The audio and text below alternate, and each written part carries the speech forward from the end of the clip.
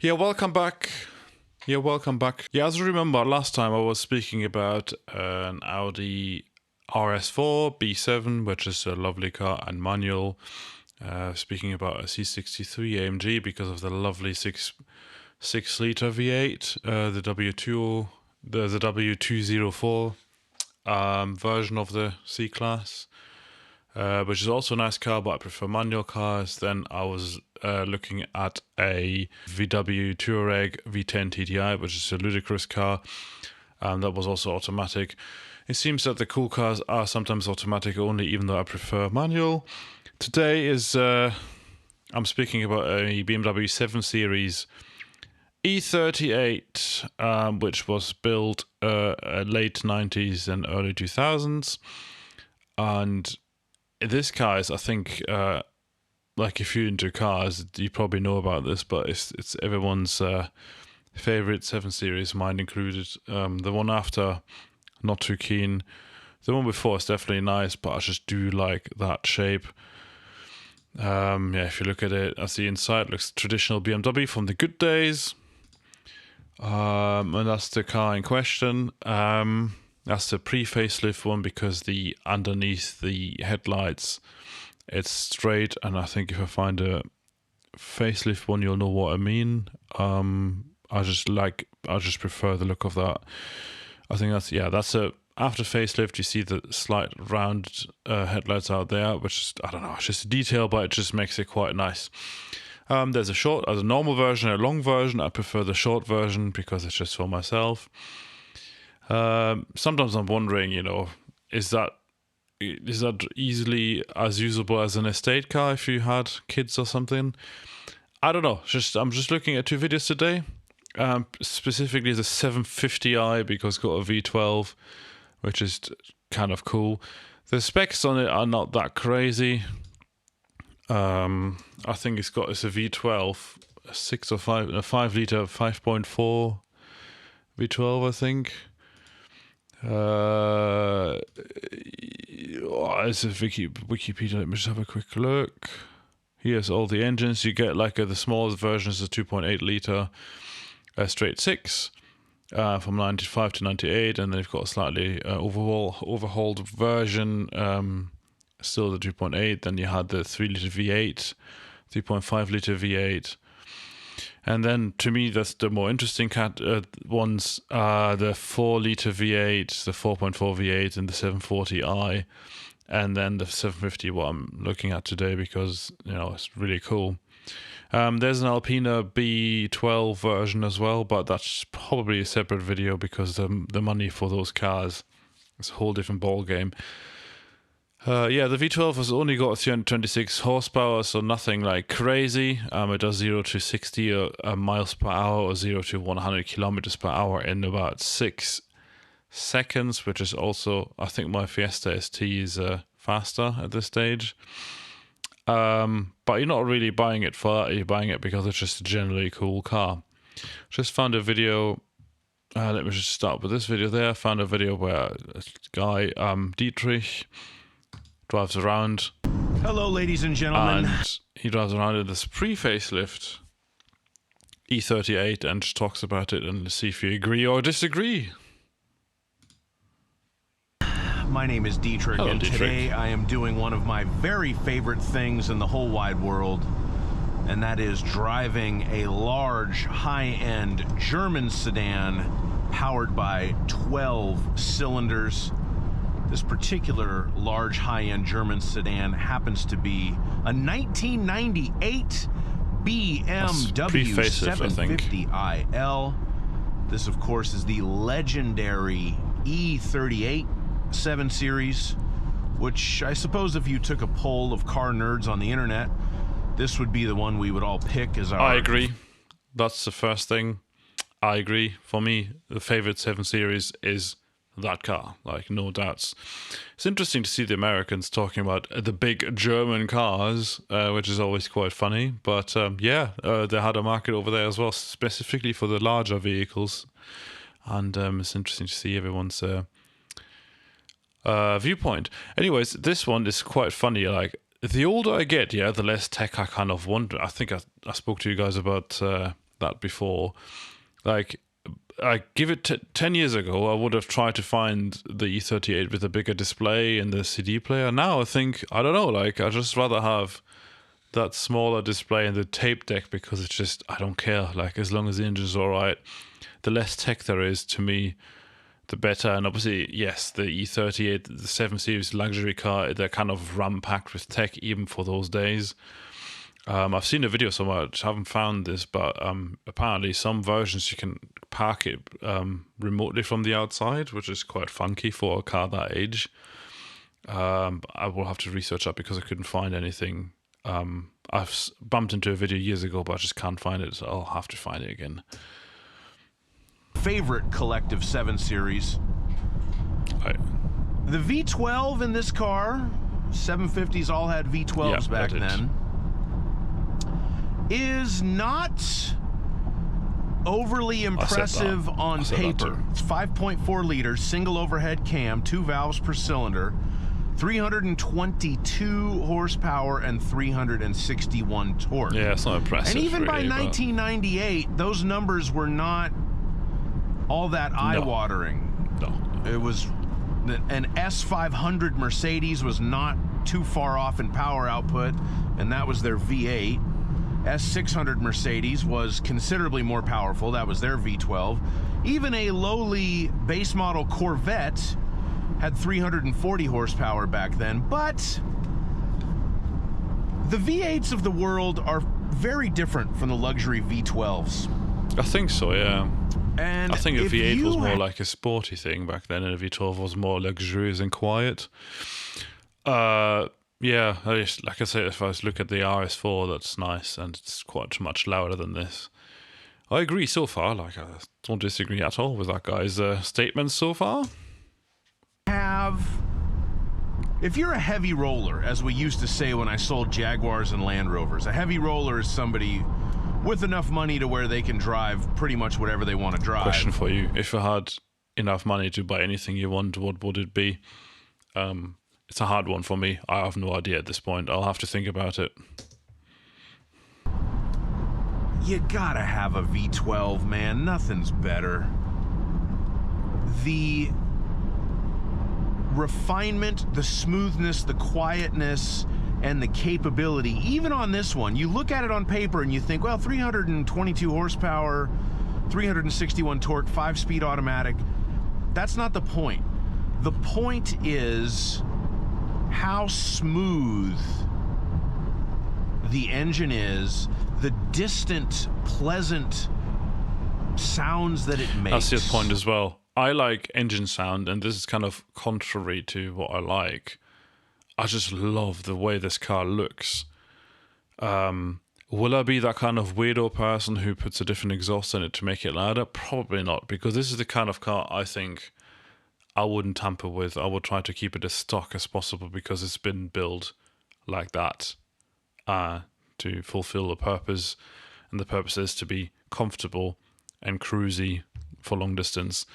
I'll try to keep the car like that. Like a Fiesta ST like I have, I'd happily do a few bits and bobs on that, but this is just different. I wouldn't tamper with that. And, when they put it in a long wheelbase 7 Series, even this one that's 27 years old as I drive this, it's just so nice and so relaxing. And I've driven pretty much everything that there is to drive minus the real exotic stuff. And I don't know. For comfort and for smoothness, you can't beat a V12. And I do put my money where my mouth is. One of my personal vehicles is a 2012 Mercedes S65 AMG sedan. And that was the car that really kind of straightened my mind out when it came to V12s, because I bought it when it was 11 years old. And of course I bought it because that one does have kind of eye-popping power numbers, 621 horsepower, 738 torque. But it's not really about the speed in that car. Again, it's about the comfort, the smoothness, and the quietness. I find myself not even really driving it that fast. And same thing with this car. Like a car like that, yeah, I would just float with that as well. I agree. The S65 AMG, amazing car. Yeah, double the power. It's just a whole different beast of car. But this E38, guys, this is amazing. I love that car. Like, I'm fairly certain I'm not alone with that. This car will go very quickly, and it picks up speed much faster than its 322 horsepower would indicate that it might. But that's really not the point. The point of a V12 is comfort. If you want to feel like you're going fast, get a V8. Because the difference in feeling between an S65 AMG and an S63 with a V8 is incredible. You know, it's only two little numbers away, but boy, oh boy, the 63 definitely sounds and feels faster because you hear the motor more, you feel the motor more, and it feels like you're going faster in that car than you do in the 65, even though you're not necessarily going faster. And I would imagine it's probably similar to this. 740, it's been a while since I've driven an E38 740, but you hear the engine a little bit more, and it's, you know, the ear horsepower. Ear horsepower is the third way of measuring. Ear horsepower, yeah. I think the E38 740 is pretty cool too. I don't think that was intentional by BMW, though, that they wanted to make it sportier, because the 7 Series as a whole was not meant to be the sporty car. If you wanted something fast with a big engine, I think you would have went with the E39 M5 at the time, because that's got a V8 in it, and that was way more like stiffer suspension and just a much faster kind of car. 7 Series was never meant to be that. That's why I would stick with the 750i, because I'm not after the sound as such. It still sounds nice, but like it's a lot more subdued. You've got wheel horsepower, you've got brake horsepower, and then you've got ear horsepower. And the ear horsepower on a V8 typically trumps a V12, even if brake and wheel don't trump it.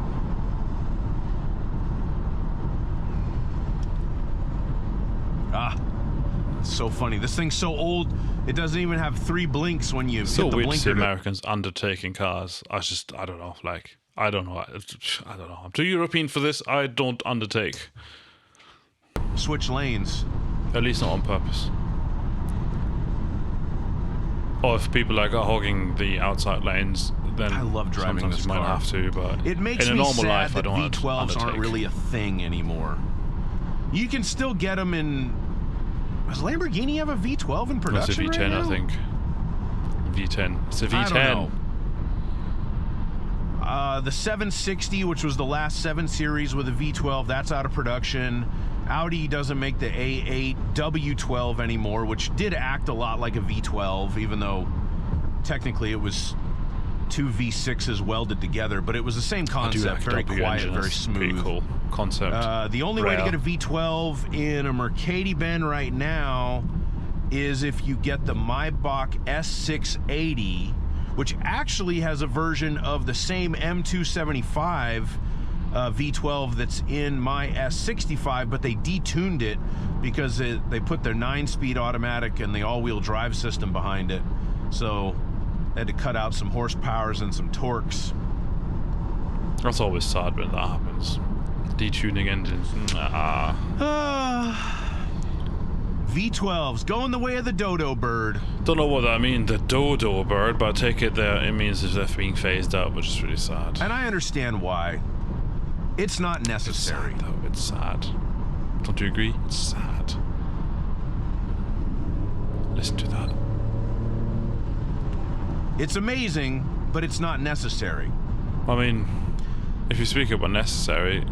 And, you know, global warming is a real thing. I agree as well. Yeah, it's not necessary and all that. But what is necessary? I can get from A to B on a bicycle. And if I needed something fast, I can get like a little car and that will do the same job. So, yeah, global warming is definitely a problem. Like, I don't pretend that it doesn't exist because that's bollocks. Like, it does exist. But I also don't think it makes a massive difference if you're driving a V12, like as a single person. There's not that many around anyways. It makes no difference. The car exists already anyways.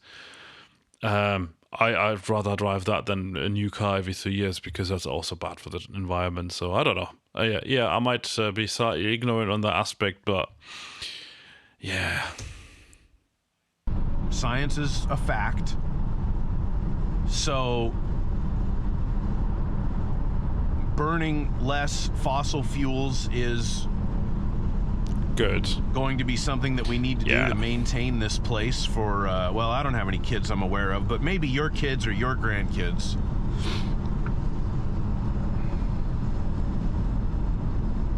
I don't know why I particularly care. I'm not sure that I'm going to have kids. Yeah, I don't know why you say that, because I think it's important, if regardless if you've got kids or not, to try to save this planet and look after it, because we only have one. Simple as that, really. Logically speaking, this is our home. We have to look after it. So I'm going to leave to the world of these YouTube videos talking about how amazing V12s are. They are amazing, though. I'm quite conflicted about this. You probably can tell. And I'm going to give you a little demonstration here. Just a little demonstration. Let's see how fast this goes. And this car does have a tragic wind leak somewhere, maybe in the moonroof. But the little acceleration that I just did... I didn't even notice. Maybe I was giving it 40% throttle. I didn't even notice. And that's all it takes. I was driving this car last night on the freeway just for fun. And some guys went by. It was a little bit of a road race in progress. And if I remember correctly, it was a pretty sad procession. It was like a 10-year-old Audi A5, a Nissan Altima of some description, and then a Cadillac Escalade hot on their tail. And it was just like, you idiots. And, you know, I'm driving this car, and if I felt so inclined, I'm catching right up to them and blowing their doors off. Yeah. But you probably can. You just don't. This car is not going to win any contests, but with the cars you just mentioned, yes, 100%. I'm pretty sure you could overtake them on the long run. It's just like, you know what? Let them go. They're knuckleheads, and I'm enjoying myself at 68 miles an hour. I don't need to go 90. Oh, I do need to get 90. I need to go to Germany and do 120, really. A car like that is built for 120 miles, so... no, not cruising 120 miles an hour. Ooh, it's nice. Trust me. It's a different mindset. Yes. When you drive a car that has this much performance... It's not that much. But is also slightly fragile. Because you don't want to break a 1998 BMW or a 2012 S65 AMG, or any car really, but you especially don't want to break one of these. Yeah. You just learn fragile to... in what way? Like it breaks down? Nah. I'm sorry, but the car's been built for that, so it should be able to take that. I mean, yeah, you crash, that's a different story. Yes, don't crash them, but like if I have a V12, I'm going to be using the V12. Enjoy it. And that's the way that, you know, it's like a fine wine, I guess, even though I don't drink. You just sip it and enjoy it. Mostly, yeah, but you still use it. And show it mechanical sympathy. Yeah, I agree with that as well. And it will go if you push it. Mechanical sympathy means, yeah, to me, like, heat the engine up before you drive it, like, for at least good 10, 15 miles, in my opinion, before revving it. Do your services properly, let your brakes cool down when you use them heavily, all these kind of things. Yes, I agree, but I would use it as a V12 and as a fast car if I could somewhere in Germany or in other countries. Yeah, it's got to be used. Otherwise, what's the point? But you don't need to. You do. You do. Watch, this is going to be a cut to me pushing it. It's a nice car. And I agree with most things you say. Like, yeah, 100%. If you happen to see that video. I mean, my cultural background is obviously different. Grew up in Germany. And, yeah. Half throttle. I did drive accordingly. Like, yeah. And you can barely hear the engine. Yeah, it's nice. Nice. And it's so smooth, and it's so comfortable. Well, yeah, we're speaking about the smoothness again. I 100% agree with you. I've got a second video where I'm not too sure if I like it or not, what they've done to the car. You can tell on the original 750i, you don't see the exhaust tips. There you see exhaust tips. So they clearly added an aftermarket exhaust on it. Not too keen probably on that kind of car, like I said earlier. Let's have a quick look. Yeah. Is it the kind of car you want that sound with? No, I'm not sure. Don't know what that number plate is.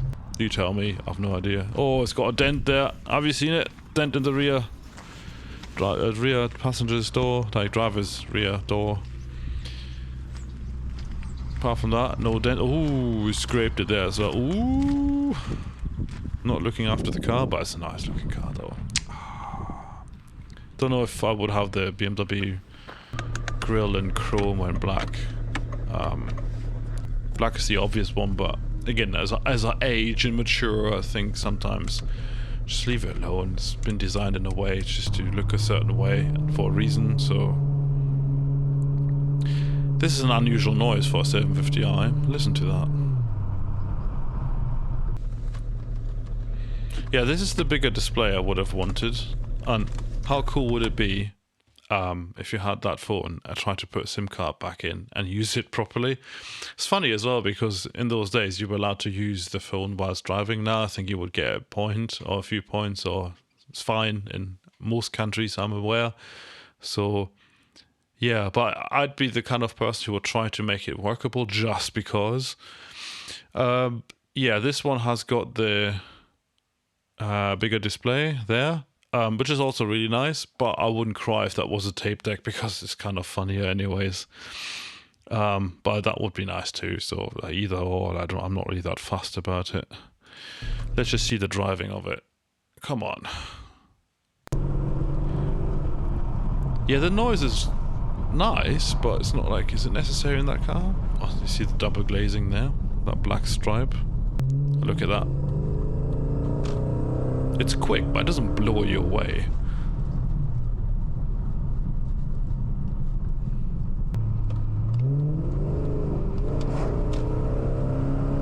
Oh, it's nice. It's quick enough though, right? Let's face it, like everyday use, more than quick enough.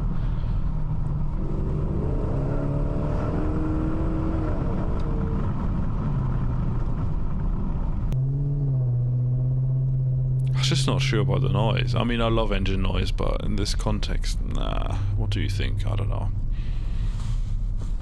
See the double glazing window there?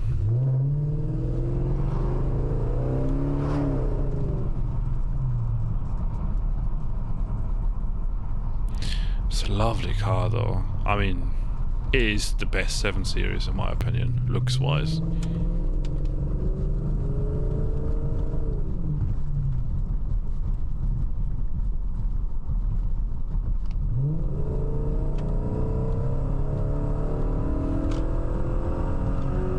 It does overtake quite well. Is it the fastest thing in the world? Probably not, but yeah.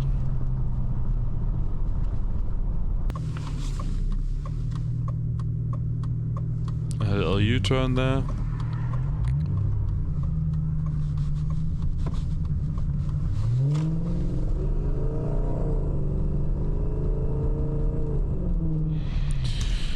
Anyways, that was me about the 7 Series E38.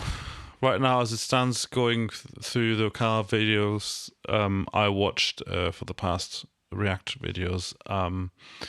As it stands, I think right now I would go for an Audi RS4. Like, my heart is telling me this because it's manual. It does have the right sound. Second choice is the 750i E38 at the minute because obviously it's the freshest video I've watched. C63 AMG is a nice car. It just looks, to me, a bit boring, but it's a lovely car. But yeah, it sounds amazing. Out of all of them, the C63 sounds the best so far from the videos we've looked at. So yeah, that was me. If you want to see more, if you want me to have a look at different cars you think might fit what I want, yeah, just send me a comment, send me a message, leave it a like and maybe subscribe. That would be much appreciated. I love looking at cars, especially cars from that era. It's really good. If you have the American equivalents, which I don't know much about, show me these because I'm eager to learn. Anyways, I shall speak to you later. Bye-bye.